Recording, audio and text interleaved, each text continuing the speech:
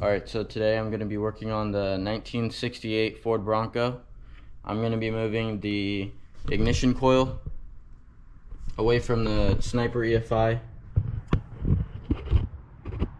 computer, which is on the face of it right here.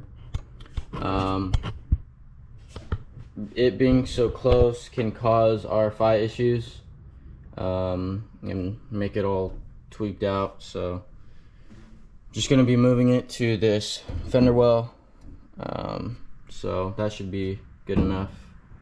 And then I'm also going to be working on the shifters for the transfer case, so you can see it's hitting the body right here, causing a lot of noise. So, and then this, I'm gonna have to mount this too. Just put 4 screws in it. But yeah, so let's get to it.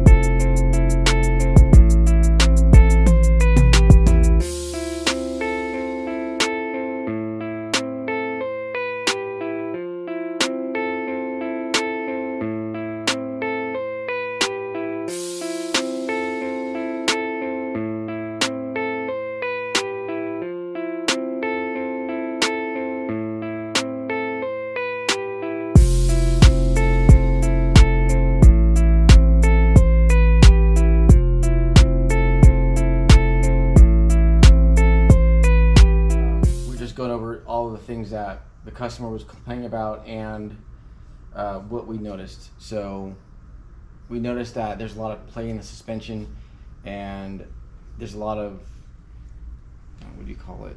It's not bump steer. I used to call it bump steer.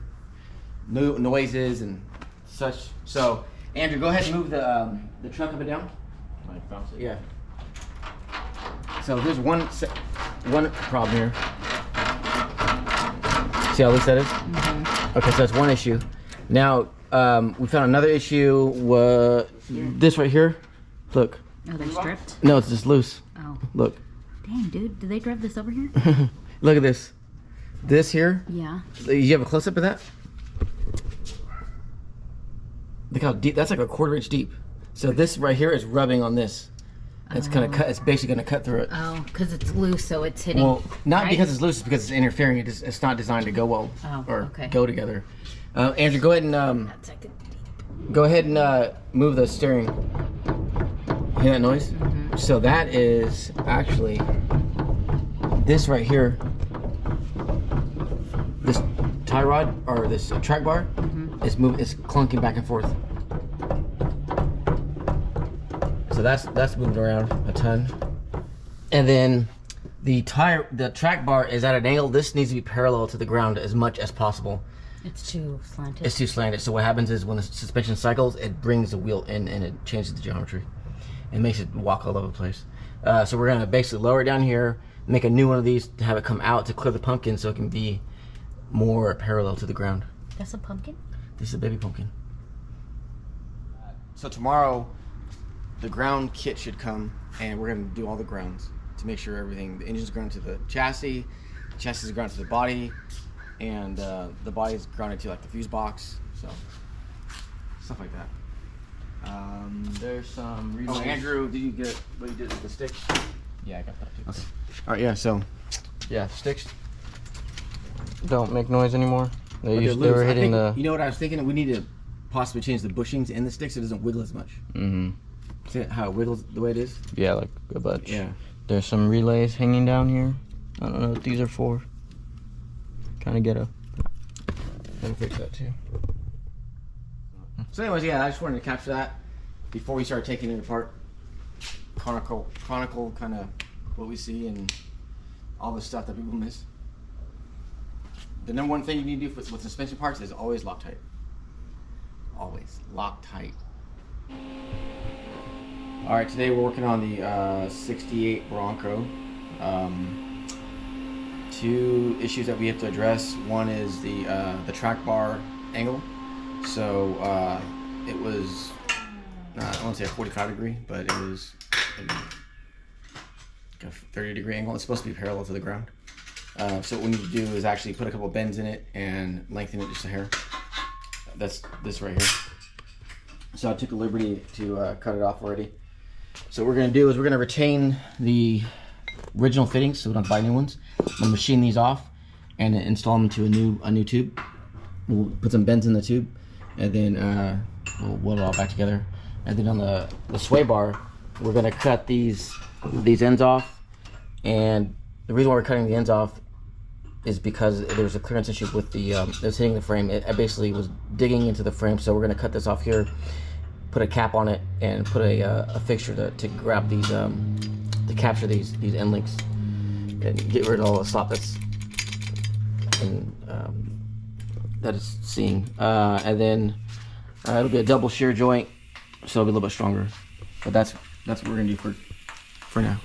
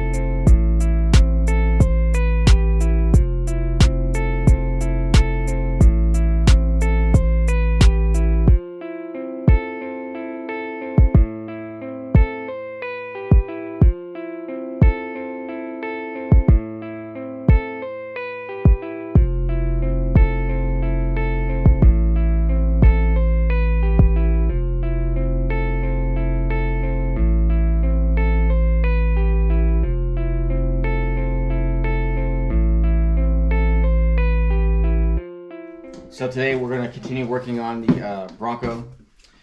I fabbed up these end-link adapters last night. So I just need to drill a hole in each one of these, both sides. And then Andrew's going to mock up the sway bar on the Ford. And then I'll finish these up and we'll put them together and we'll get everything positioned. The reason why we're doing this is because the end pieces are too long and they're contacting the frame and causing it to, we'll show you later, but it gouged out the frame. So yeah. And the sway bar was loose too. Well, yeah, the sway bar was loose. So basically it had a single shear joint was like this and it was wiggling all around. So that caused a lot of wobbling on the road, a lot of instability. So the whole point of a stabilizer bar is to stabilize the car. So From side to side. From side to side. So this will do two things.